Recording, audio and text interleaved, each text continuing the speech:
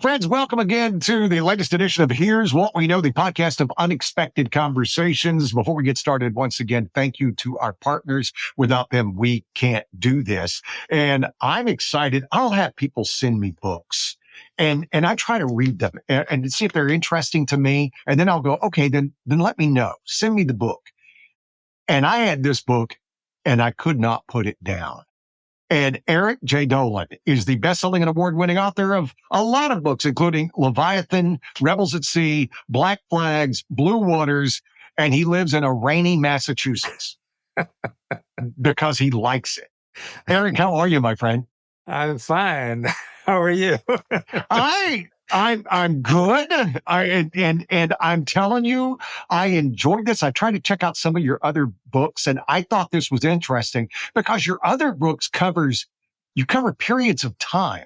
Right. And this was such a cool, this one incident, which is literally one of the craziest incidents y'all will ever have heard about.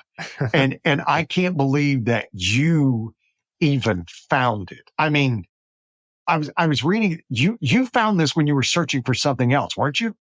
Right. Well, no, I was actually just searching for my next book topic, and I found this book that was published in the 1970s that was a listing of shipwrecks and disasters from the 1500s to the mid 1800s. And I was flipping through it, and I said, oh, I know that disaster. I know that. That had its old hat. And then finally I came to this paragraph that described this sealing captain, a guy named Charles Barnard, who went down to the Falkland Islands during the War of 1812 and ended up being marooned there with 4 other people for 18 months. And I said, hey, that's interesting. And right beneath the paragraph, it said he wrote a book about his experience, which was published in 1829.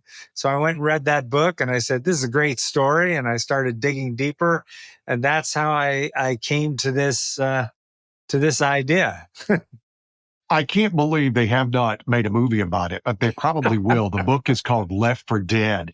And this is I love history. One of the things I love talking about historians is all the people who were major at the time, big players in our history who get lost to history, right? And people who were as famous as could be during their day will be lost. Trust me, 100 years from now, it will be shocking if somebody knows the name Kim Kardashian. Right. No, you're right. Right. or Kamala Harris for that matter. Or pick a politician. That James G. Blaine was arguably one of the most influential and well-known people in America in the 1800s to 1900s. Right. You have nobody who knows him today. Right. Well, I got a parallel for that in the literary world because I read a lot of old books. And when I'm actually reading the physical book, I'll often look in the back. In the mid 1800s, a lot of books in the back would have a little advertisement for other bestsellers of the day. And I'll scan through that list and I realize there isn't a single author or a single book that I've ever heard of. And when you realize how many authors, American authors, if we stick to our country, who wrote in the 1800s that anybody knows today, it is vanishingly small. Mark Twain, Ulysses S. Grant, a couple of other people, maybe. It's hardly anybody. You look through English literature. You might remember Shakespeare, but you don't remember Ben Jonson. And he was arguably as famous, if not more, in some circles. Yeah. Right. And that you get people lost in that. And I find this interesting because you found this, I'm going to use a literary term, bon mot, that you found this wonderful little thing. And not only was it was almost lost at the time it happened. Right. That's what I got from your book. Yeah. This would be an amazing story if it happened today. Oh, This just happened. And even during it, and Charles Barnard didn't even write his book till how many years later? Yeah, it was almost 15 years later after his friends kept bugging him. Yeah, you're right. You're absolutely right. It's an amazing story. I'm glad nobody found it because then I could write about it. And, you say, make into a movie. Listen, Hollywood hasn't come knocking yet. The book just came out, but you must be the 30th person that has said to me, readers, interviewers, this has to be made into a movie. I would have no opposition whatsoever to it being made into a movie. But now here's my thing. You had to know that when you were writing it. I mean, that's what got you juiced about it, right? That you said, here's this crazy story, and we're going to get into it, y'all. I mean, as much as you will think we're making it up, and I should say you would think Eric is making it up, Right. but it's history. You had to, when you were writing this, you were like, you had to be saying, okay, Matthew McConaughey, he'd be a pretty good. No, He'd be a pretty good Charles Barnard. I'm sorry to disappoint you. Actually, while I was writing it, I don't think I ever thought about it being made into a movie. I did think that it would be it's a phenomenal story, but not long after I handed it in, it's going through the production process. That's when people started to say, "Hey, this is like a movie or a documentary, at least." And yeah. You're the second or third person to mention either Matthew McConaughey or Russell Crowe or, No, Russell Crowe's too old. He's too Russell old. Crowe's too old. But yeah, you can just see it. And by the way, for now, when you write books, you need to call me so I can sit back and go, hey, Eric, this is a good idea for a movie. Okay. Somebody needs to write this treatment, right? And you need to start sending it to people like Matthew McConaughey's production house. Okay. Because again, let's get into the story. Y'all, Okay. it is so bizarre. And by the end of this podcast, you'll go, oh my God, they need to make this movie. I tell you right now, and I love how you started it off with your author's note. When you said, listen, this is about the industry of killing seals and harvesting their fur and their meat. This is also about sea lions and also about whales. And you did not get into the moral grounds because here's my take on it. We all look back on history and go, trust me, 50 or 100 years from now, I can see them going, hold on. You guys built car batteries that you couldn't throw away. And then you forced everybody to get car batteries that you could not dispose of properly. And you thought that was okay. Right. So I'm saying we're all going to be judged is my point. Yeah. And I loved how you started off the bat just going, listen, y'all, this is what it was. And here's the story. Yeah, no, absolutely. And that happened also with my whaling book. I wrote a book on the history of whaling, and I knew that a lot of people, love whales and want to protect them, as do I. But I didn't want people to read my book, this book or that one, through today's lens. I wanted them to understand this was an important part of history.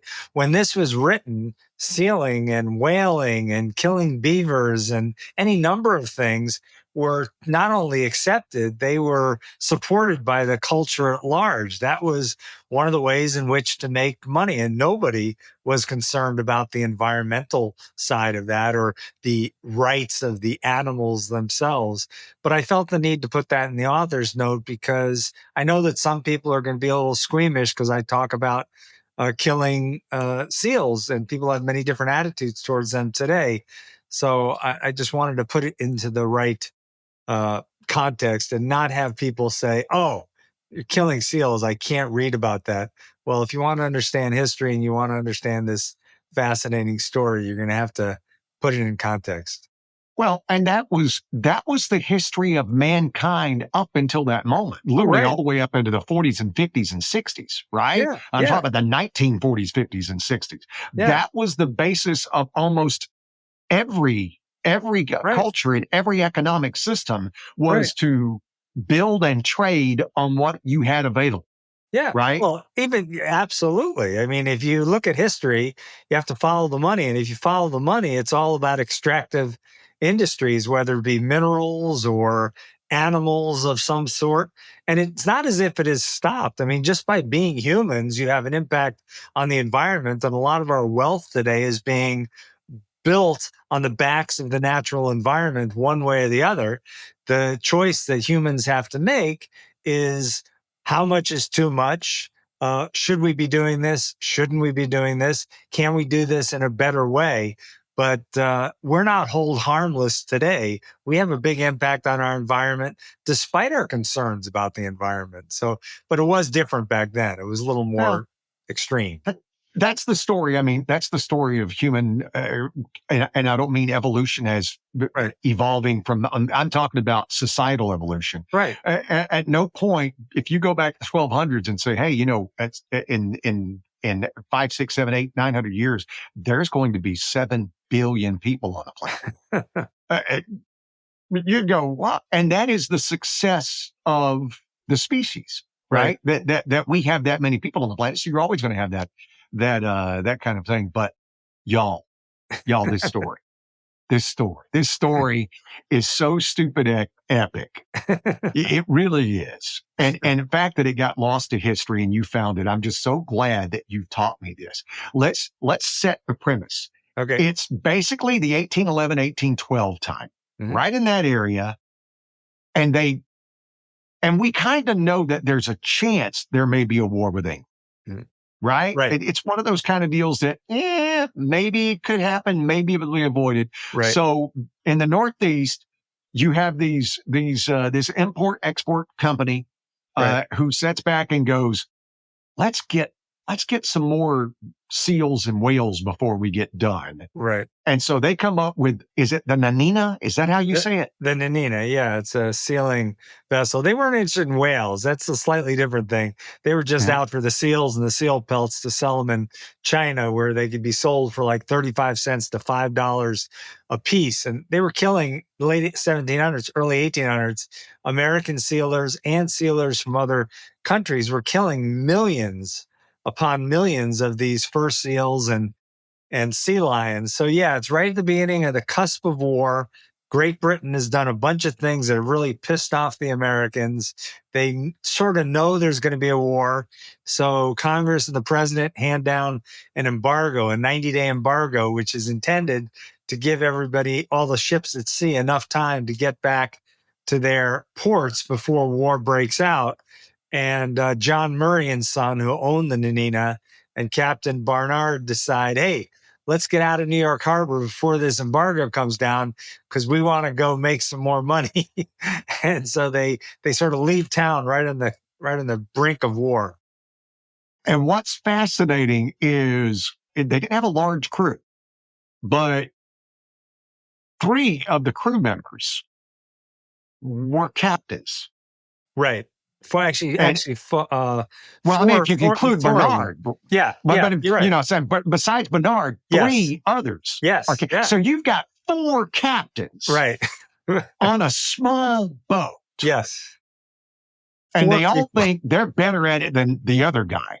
Yes. They're all used to being in charge. So that sort of is a recipe for a bit of an explosive situation. And as you know, there are some eruptions that occur. But the reason they got 4 captains on board to invest in this trip and go down there is because there were so few trips being launched at that time, and there were a lot of mariners that were out of work. So these guys needed something to do, or they wanted something to do, and they each put up a $5,000 bond for the success of the voyage. But each now, one what does of them, a $5,000 bond mean? Yeah, well, it just means if something goes wrong, it's sort of if they don't fulfill their expectations or something goes wrong, that money can be drawn upon to make things right. Whatever happens, it's sort of their own. It's like investing their own skin in the game to make sure that the voyage goes well. It's like an insurance policy almost. But a $5,000 in 1812 would be equivalent. A lot of money. Well, I mean, would that be in the hundreds of thousands or the millions? No, it wouldn't be in the millions. This is just me taking a guess. Probably in the many tens of thousands, maybe low hundreds of thousands. But the thing is, they didn't have to physically give over the $5,000. It's sort of a promissory note in a sense. They just have to prove that they have the ability, if the need be, to gather that money. It's like collateral. Wow. And that's still a it's hard thing a big to sign on investment. to. It meant that they had an investment in the voyage succeeding. But and there's some interesting characters. Not all captains are made out of cut from the same cloth. Some of them are better individuals than others. There were Okay, you're cleaning it up. There were a lot of nothing less than scoundrels, Yeah. and very ill-tempered men. Yes. And Bernard truly was. It seems to me he was the guy you hope would be your captain. You Yeah. know, He could have been a little softer on the edges. He was a little irritable, but once things got really down to the wire, the serious and stuff was on the line. I think he made the right decisions. And then, of course, when he was marooned with the other men, I think his leadership was critical to them surviving. So, oh, we yes. don't get ahead of ourselves. Make sure we get there, because okay, so here it is. You got the Nanina leaving New York at 1812. Yeah. Now you have a ship coming from Australia. I can't remember the name of the ship. Isabella. Had 54. The The Isabella. Isabella, that's right. Had 54 people on board, including 10 convicts and 4 prostitutes, Yes. and possibly one of the worst captains in the entire world. Yeah. But so they're leaving, and so New York, Australia, different hemispheres. Right. And now we introduce the Falkland Islands. And the Falkland Islands, that if you're old enough, you might remember the Argentinian British battle that lasted, I don't know, somewhere around 52 minutes years ago. And these are, what was hilarious then is that nobody lives there. It is a horrific piece of real estate. Yeah. Yeah, no, it's definitely a tough place to live. I mean, in the winter, it was 36 degrees on average. In the summer, it's only 49 degrees, but the wind is on average blowing about 18 miles per hour. So it makes it a lot colder, and there's not a single tree on the Falkland Islands. There are about 700 islands. Some are pretty small. If you mush the entire Falklands together, it'd be about the size of Connecticut. A lot of people that visited it in the early 1800s didn't look towards it too favorably. They called it like a howling wilderness, and Charles Darwin called it like a miserable place. So it was a tough environment to live in. Just to say, some people called it. Eric, from what I read in your book, everyone called it that.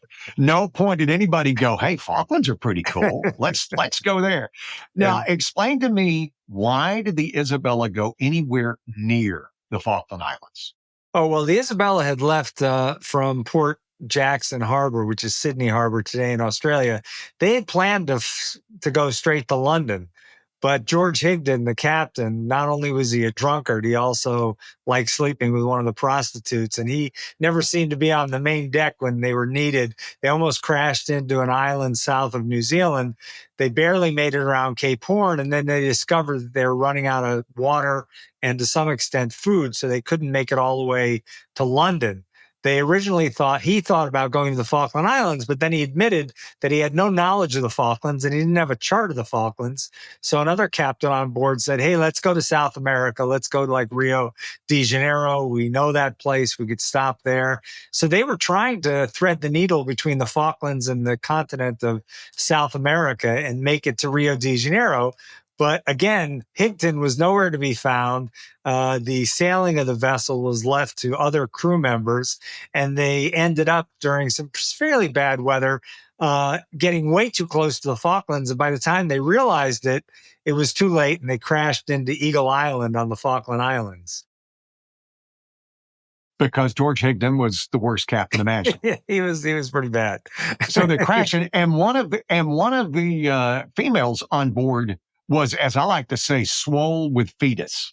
Yes. She was very, very pregnant. Yes. One of the wife of the captain, Joanna, the captain of the Royal Marines, Joanna Dury, she was pregnant, and she actually gave birth just a couple of weeks after they crashed into the island. Yes, she was a tough character. Nobody was lost in the crash. Nobody, if I remember. Amazingly. So they got everybody off, and they got everybody to the beach on this horrific island where it's freezing and it's raining and the wind never stops blowing. And so they get everybody off, and they realize we may be here for a while. Yeah, absolutely. And they decide their only hope really is to send off this 17 and a half foot longboat from the Isabella that survived the crash. So they picked 6 men, including one guy who was a former captain of prisoner transports to Australia, to head off. And they have 2 goals. Their first goal is to sail around the Falklands and see if there's a Spanish or a British settlement there, because there used to be. But unfortunately, there weren't anymore. So they didn't find anybody. And if they didn't find anybody, their next step was to sail that 17 and a half foot boat 1,200 miles all the way up to Buenos Aires, basically, to get help, because there was a British warship there. And they hoped that that warship would send somebody to rescue the castaways. And they actually make it there. And Captain Peter Haywood of the HMS Nereus says, yeah, he survived the mutiny on the Bounty. He had an interesting background himself. And he sends the HMS Nancy, captained by William Duranda, down to the Falklands to rescue the castaways. First of all, whoever was on the jolly boat, which is what they called it, yeah, he should have been the captain of the Isabella, right? to make it all the way there. Yeah. And to think about it, I mean, we're talking about a big rowboat. Yes. Is what we're talking about. Yeah, big rowboat. And to be in open islands and an open sea and face inclement weather. Yeah. I mean, it wasn't this joyous. I mean, the seas in that hemisphere can get very violently, very quickly. Yes. Oh, yeah. Not only that, they almost got knocked over by a whale at the last minute. They saw at nighttime, they saw a whale darting in front of the boat. And at the last minute, somebody grabbed the helm and veered the boat in the right direction. So it missed being hit. But just imagine if that whale had knocked into the boat would have been upset. The men would have been thrown into the water. The boat likely would have either been destroyed, or if it wasn't destroyed, probably flipped over. In either case, they're screwed, because they can't flip the boat back over, most likely. And if it's destroyed, that's it. They're in the middle of the open ocean with nothing. And the people on the Falklands, the crew of the Isabella, it may be a much different outcome. Right. But who knows? It might have been a better outcome in some respects. So we'll get to that. But they get there, they make it all the way to Rio de Janeiro, right? Yeah. No. Which people? Argentina. The boat? No, they make it to Buenos Aires. Buenos Aires. Yeah. So all these different ports, because they're almost kind of superfluous. Almost, it could be anywhere. Right. The beautiful thing now we have to. While this is happening, hold on. The stories, we're not that much into it, right? This is where things start to get interesting. Right. So do you remember the Nanina? You remember the Nanina's sailing? Where are they sailing to, Eric? Well, the Nanina has a small boat attached to it called the Young Nanina, which is a smaller boat. The Nanina is sort of the mother ship. The people on the Nanina discover that the war is broken out. An American whale ship comes and tells them about the war. So they decide they have to leave New Island, where they were, which British ships might visit, and they have to go to this secluded harbor. So they go there, they sort of break apart the Nanina. They decide, take down the mast and some of the sails and moor the Nanina there. They decide they'd rather stay in the Falklands for another year, continue sealing, than go back to the United States, which is what their contract required them to do. But they figured, hey, if we go back to the United States right now, we might be captured by a British warship. So they decide to continue sealing. They know nothing of the wreck of the Isabella. So one day, Barnard and a couple of the men are on the Young Nanina, the smaller boat, going on a sailing voyage about 50, 60 miles away in a place called Fox Bay, where they're trying to kill seals. And they notice some smoke coming from Eagle Island, which is where the Isabella crashed.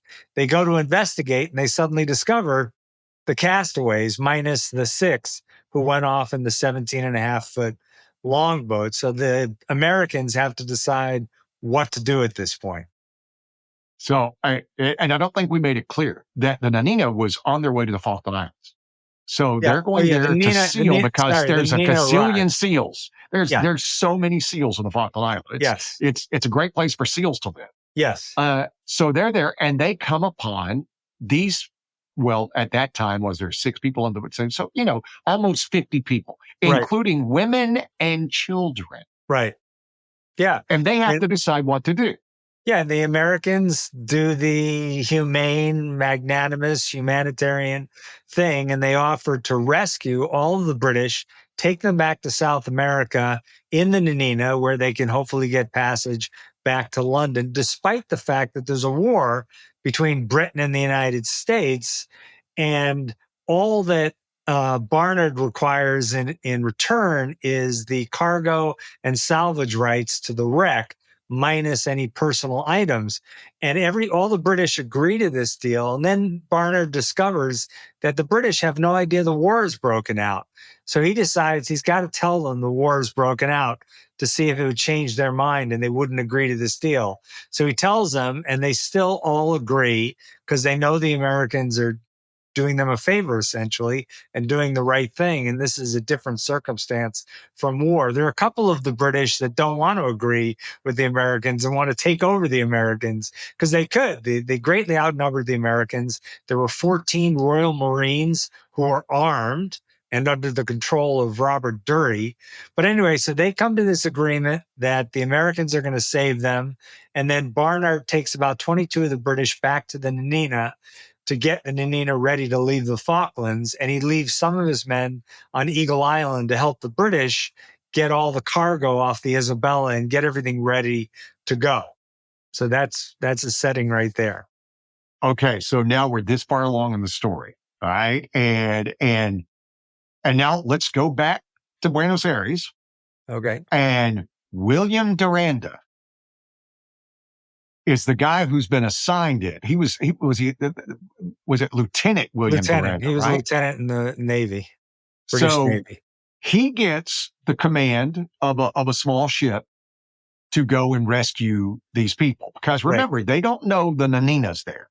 Right. And the young Nanina, and they've all done all this stuff. Everybody's like, hey, here's what's going on. And, Barnard has been really upfront. Here's what's happening. So all of a sudden, Duranda's ship gets there. Right. The Nancy. The Nancy arrives on Eagle Island. He's told of this. He's told about the Americans. There are some Americans there.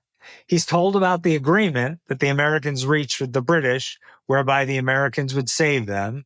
He says, basically, I don't care about this agreement. I don't care about whether the Americans were going to do the right thing. This is a time of war. The Nanina and the young Nanina are prizes of war. I'm going to take them, and I'm going to make all the Americans prisoners of war.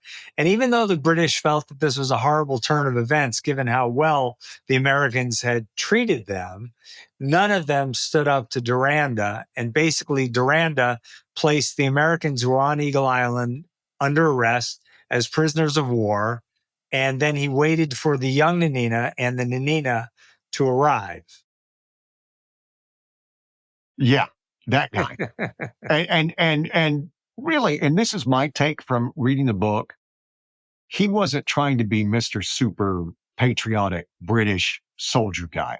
No. He was looking at, if I take over this ship and it's a spoil of war, I get it. I get the spoils. He gets the I'm not sharing it with anybody else. Right. I'm taking it.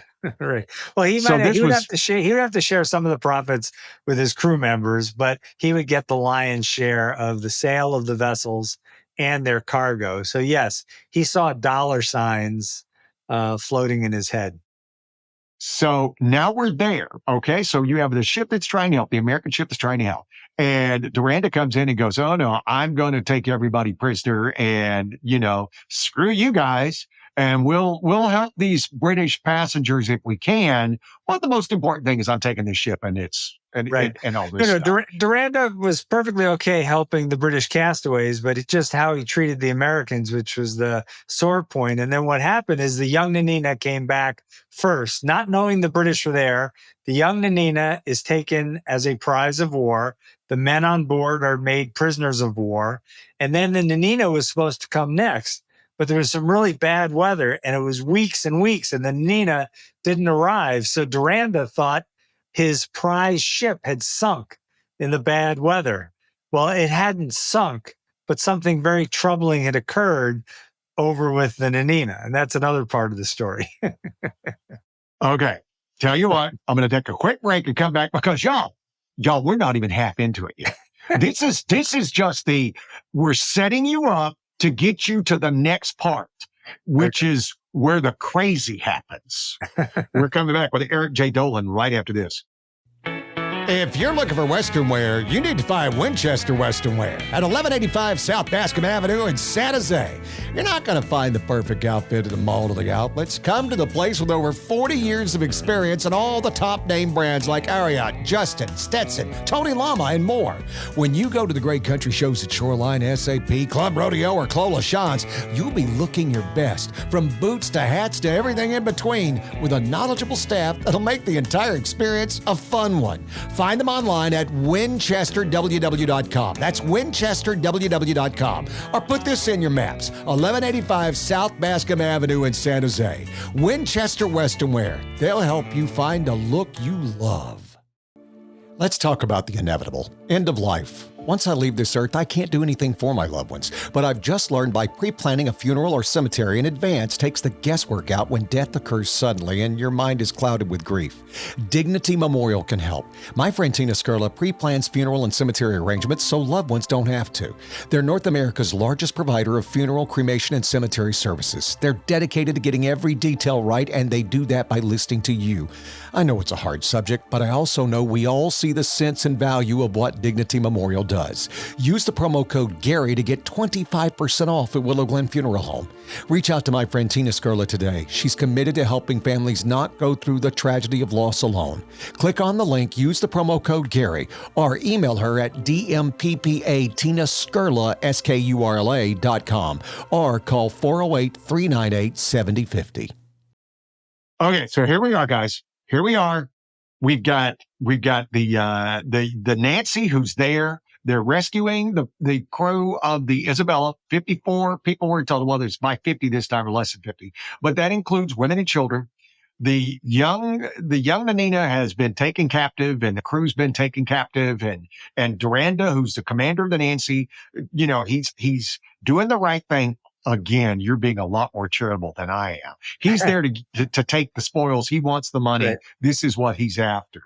And we said that the Nina was out continuing to seal. Right. So we're out hunting, and they had not come back after weeks, which I know in modern sensibility, we're like, if somebody leaves us on an island, we're expecting them to be back in 2 to 3 hours. Right. This was not uncommon for these guys to be gone days. Right. Or even weeks. Right. So pick up the story from there. Okay. Well, Barnard is over with the Nanina, the 22 British people that he took from the Isabella. He's getting the Nanina ready to leave the Falkland Islands with all the castaways. And the people there are quickly running out of food and water. And so he proposes going to a neighboring island with 4 other men to kill hogs and birds and bring them back to all these people.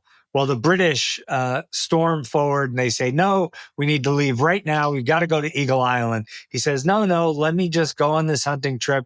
As soon as I get back, the weather might be better. We can go. So he takes 4 other volunteers, 1 American and 3 British. They go to Beaver Island. And right after they go to Beaver Island, the British rise up again and say, we're taking the Nina to Eagle Island. And Barnard's father, Charles Barnard's father, Valentine Barnard, a 63-year-old man, is on board. He's one of the other captains. And he says, but we can't, this hunting crew is gone. Let them come back. And once they come back, we can go to Eagle Island. They say absolutely not. So he appeals to Robert Dury, who's the head of the Royal Marines, saying, you got to stop this from happening. Let's wait for them to come back from the island. And Robert Dury, unfortunately, was not as tough as his wife, his pregnant wife, who had just given birth. And he didn't have a spine of steel. And he basically acquiesced and he said, I'm with the British. We need to go to Eagle Island right now. So one of the other captains, the American captains, realizing that the British don't know how to sail a boat through the treacherous waters of the Falklands, he offers to take the helm and to sail the boat back to Eagle Island in exchange for one thing. that they stop at Beaver Island and pick up the hunting crew. The British agree, but when they finally leave and they get abreast of Beaver Island, they don't stop. They don't send in a boat. They don't wait for the hunting crew. They fire a gun twice, and then they keep sailing on over Valentine's pleas. He basically says, you leave the hunting crew on Beaver Island in the depths of a Falklands winter, you're signing their death warrant. But the British didn't care. They wanted to get back to Eagle Island. What they were going to do when they got there is not clear, because they didn't know that Lieutenant Duranda, and the warship Nancy was waiting for them at Eagle Island. But they go on to Eagle Island and they suddenly discover that the warship is there. But this hunting party has been left on its own 80 miles away. And the hunting party soon discovers, when they return to the island where the Nanina had last been and it's gone, that they've been left alone. And that's sort of the next part of the story. I don't know if you want to go into that. Well, and that's the thing, because I want to encourage everybody to read the book. It is amazing, because I know we're telling you a lot of the story, but we're not getting all the detail and everything that comes in it, and the thoughts of the men and how they handled it, how they handled this crazy situation. And let's be clear, the guys that Charles Barnard was with were 3 guys and 1 horrific guy. Yes. And so he's contending with the 4 guys that he has. Yeah. One of them, was it Ansel, who was the horrible guy? Yeah, Ansel. Samuel Ansel. He was a deserter, most likely, from the Royal Navy, who actually was using an adopted name. It wasn't even his real name. And he had already proved himself to be a bit of a pain in the you-know-what. Before this event happened, he sort of had a black soul, as they described it. He would get in these fits of anger. He got into a fist fight earlier in the story, and when he was with the 4 other men, he did some pretty bad things. He was a pretty nasty piece of work. He did some horrific things, and these guys are trying to make sure they survive. Now, imagine there's no trees, so there's nothing for you to build a hut with, and so they only have very limited things. The one thing they did have was a dog named Cent, C-E-N-T. Right. And this dog was literally a gift from God. Yeah. They probably would not survive without Cent. Probably not. Yeah, his dog, it was Charles Barnard's dog. We don't know what kind of breed it was, but it had to be a fairly sizable dog, because not only did it provide very important companionship, but it also took the lead in their hunts of hogs, which was their most favored source of food. There were these wild hogs on a few of the islands, and these were pretty large animals that had tusks or modified teeth coming from their bottom jaw and their top jaw that could be 4 to 5 inches long. And scent, they were so fast, the men couldn't have captured the hogs by themselves probably. They needed scent to go in and bite the hog's ear or neck or leg to immobilize it just for a couple of seconds or maybe a minute, so the men could rush in with their knives and clubs and dispatch the hog.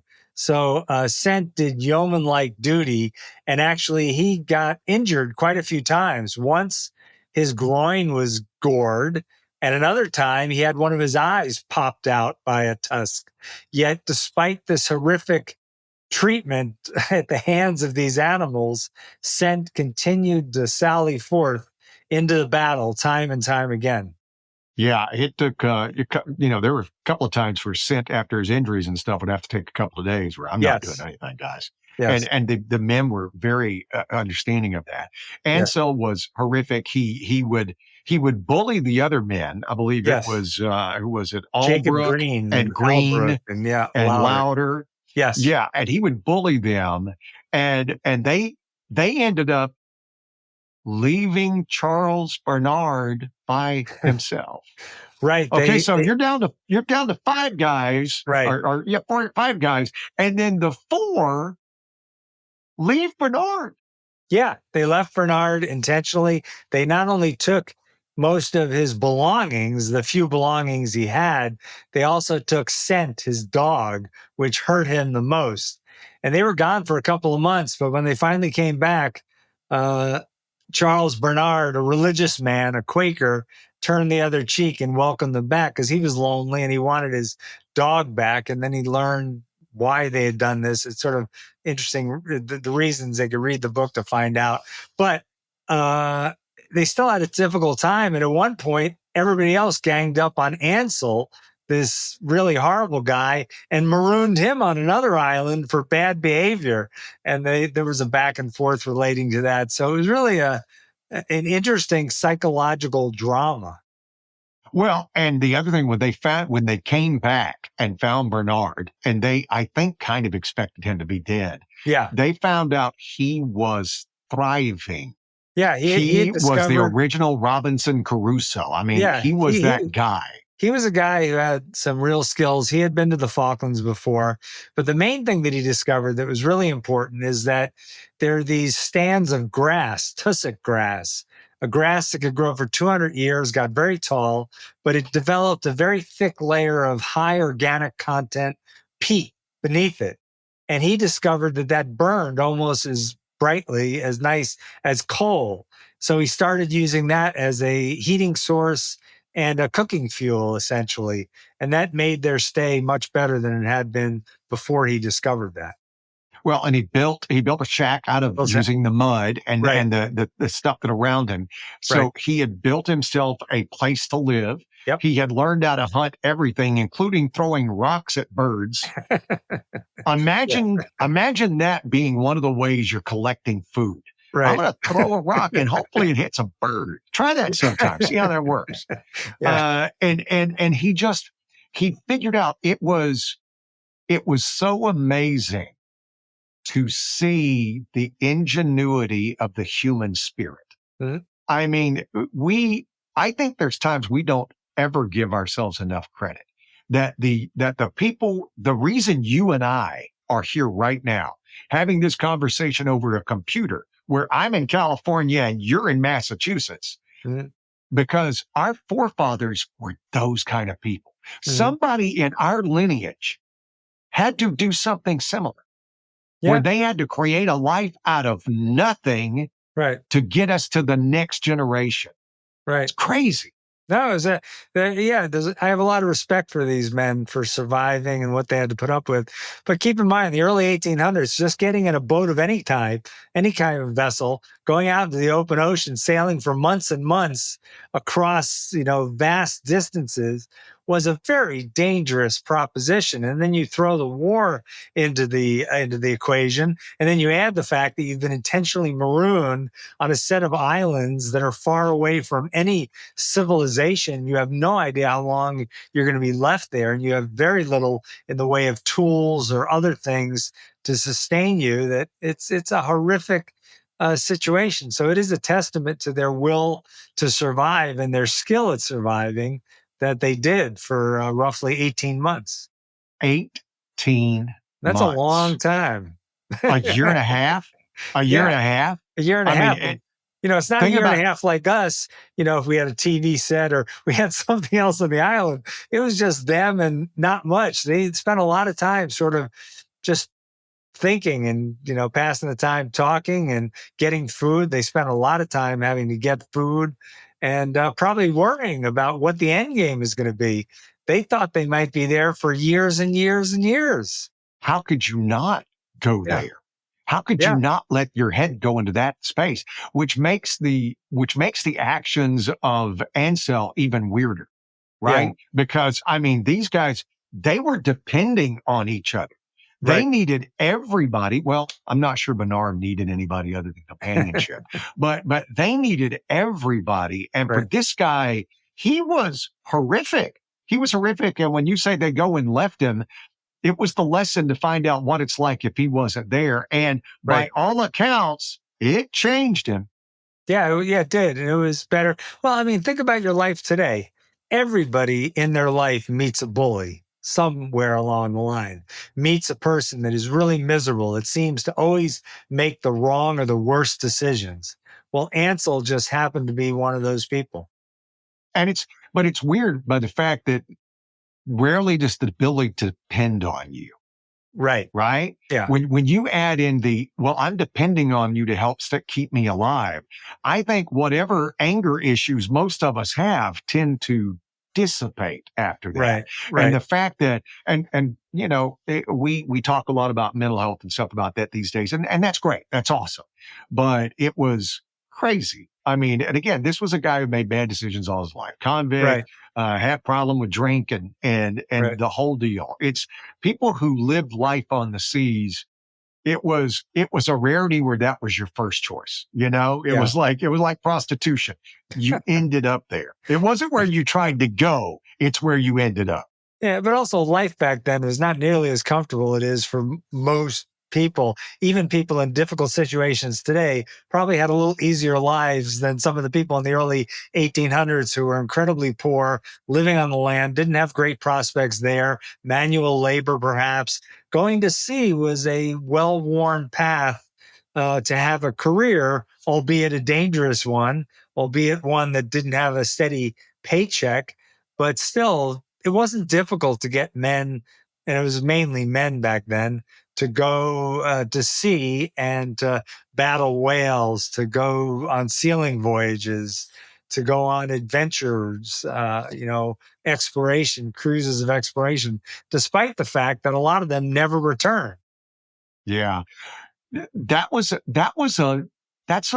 word I think we have lost definition for in our day and age. And that's the adventures. Right. Right. That for them, it truly was an adventure. An adventure now is I'm going to go on a safari, or we're going to go hike the Grand Canyon. Yeah. Oh, well, I talked to a guy who sailed from from California to Hawaii by Wow. himself. Mm. But he had every comfort at home, and it was still rough. Let's be clear. His story was fantastic. Right. But it was still, things that these guys could never have dreamed of. Oh no. So the idea that when we hear adventure, that's something we pay for now, Right. right? We paid to go on an adventure. Yeah. Back then, the adventure was you got paid. Hopefully, you were going to make your fortune from this Right. adventure.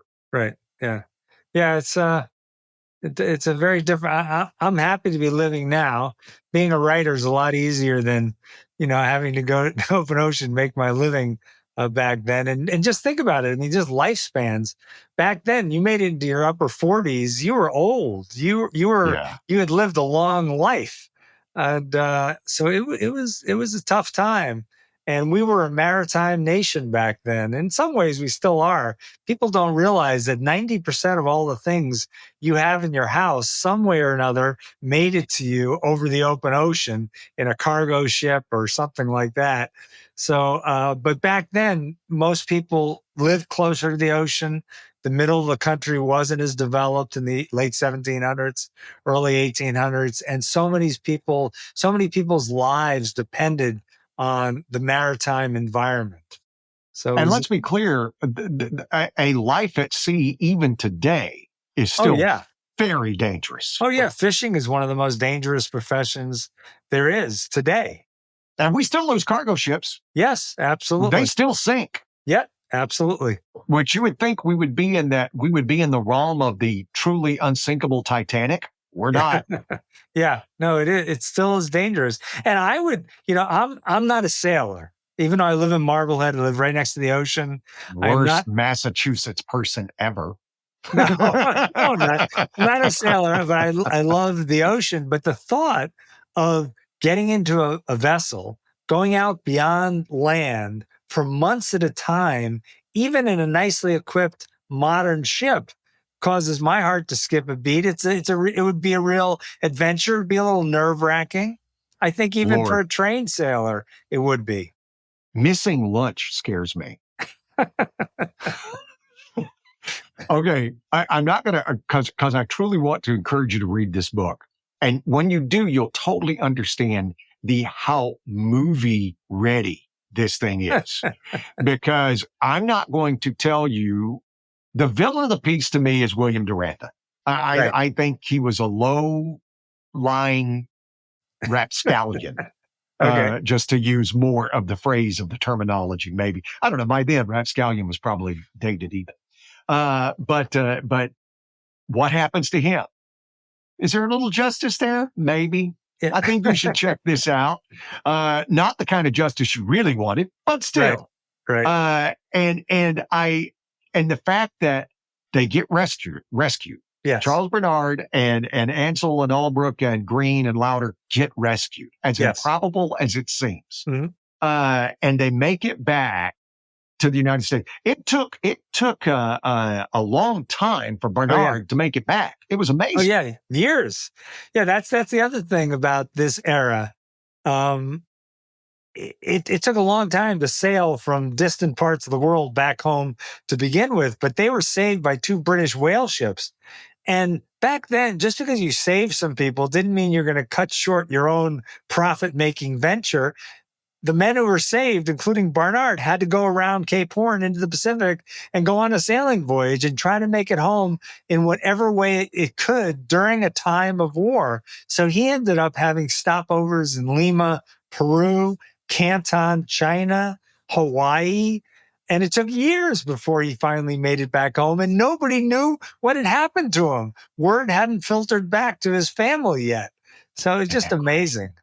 Isn't that bonkers? Yeah. And it was something that it was a minor story at the time. Right. Let me understand the concept of because like I said, if that happens today, right, not in a time of war, but if it happens today, depending on the news cycle, I mean, that's all you're going to see. That is everything you're going to see. Right. But then what was the reaction to? Well, as far as the media there was a lot of people that were upset, and there was a protest that was lodged in Rio de Janeiro by some of the Americans who were brought back by Duranda, and that got published in newspapers pretty far and wide in the United States, and people got upset, but you have to keep it in context. One is there's a war going on with Great Britain that's taking a lot of people's attention, although this fed into the whole notion that Great Britain and its representatives are this horrible nation, that they would do this to some of our mariners. So that was part of the story, but there were a lot of disasters at sea. There were a lot of people that were lost, that were abandoned, that were castaways for maybe shorter periods of time. So it wasn't so incredible to hear a story of things going awry for mariners. So maybe that's part of the reason why it didn't make as big of a ripple at the time. But I really think most of it was that it got overwhelmed by the war. And then finally, when he returned, everybody returned and nobody died. If a lot of people had died at the time, it might have made more of a splash. But there are other stories that were really big at the time that people forgot about. And there are still other stories out there, maritime stories from the 1800s, that somebody's going to write about someday, and people are going to say, never heard of that. How come that wasn't a bigger story? That sounds very dramatic. So they're still out there. I'm working on another book on another shipwreck that occurred in the Pacific Ocean that I don't think anybody's heard about. That's pretty fascinating. People die in this instance, and It's a totally different story. But if you look hard enough, you can find stories that just like people look in the Civil War. How many books have been written about the Civil War? Yet there are still people coming out with new books with new angles, new parts of battles, new struggles of certain people that everybody's forgotten about or never knew about. So history is pretty deep and rich. You just have to do the digging. No, that's your job. Yeah. because it is, and that's what I love. I love these things. And when I read this book, I was like, how did I not know this? And you're right, but I think I don't know if all the other stories will have so many layers as this one does. Yeah. And that's why I sit back and go, it's hard to do a movie about the whaling industry. Right? In today's day and age, it's hard to do that. Right. The part that they're going to skip over when they make this movie is the sealing. Right? Yeah. They're going to try to skip. But again, that was a as you said, a respected industry at the time. Right. And it's paramount to how these guys survive. Let's be clear. They survived on seal meat and sea lions and bird eggs and stuff like that. But you could, it's just so much fun. I'm reading this and I'm casting it. You know, when you said Russell Crowe, I was thinking of him as Charles Barnard's father. Yeah, maybe.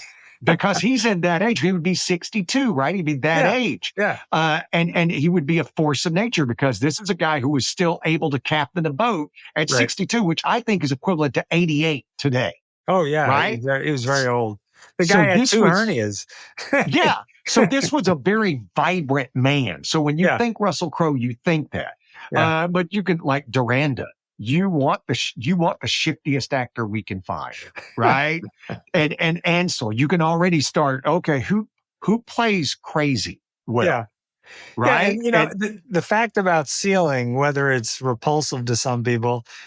Look at the movie The Revenant with Leonardo DiCaprio. I actually was consulted for that movie a little bit because I wrote a book about the fur trade. And that movie has scenes where they're killing beavers. They don't really take too much time on it, but it's a pretty gruesome backstory, yet they were able to make that movie. So I think there's room for it. Yeah, and we still, I mean, if you go up in the Northern Territories, if you go in places in the northern parts of the United States, people still trap beavers. Oh yeah, sure. But it's a part of their diet, and it's how they look at how many hunters there are. People still kill animals for a variety of reasons. Well, we all still eat meat. We just don't like to think about where it comes from. Right. Right. Yeah. I mean, and that's the thing about, we always laugh. I grew up working on a farm and stuff, and it's like, you never meet vegetarians at a dairy farm. I mean, they always understand this cow's here to keep the meat fresh. That's why it's still here right now, right place. But it is such a fun, fascinating book. Again, it's called Left for Dead, and I can't wait. When you sign the movie deal, you're coming back on with me, and we're going to talk casting. And well, I can't say anything. I'm like, I don't care. We're gonna compare notes on how I did. Okay, I promise I'll come back if it gets made in a movie. And also, when your next book comes out, put me on the list. Okay. Okay. Eric, thank you. Eric Jay Dolan, this was just, I told him before we started off, I said, dude, I don't have any questions, but I've read the book and I can't wait to talk to you. And that's what we're going to do. We're going to talk and have fun. So this has been just a delight. Thank you so much. Thank you.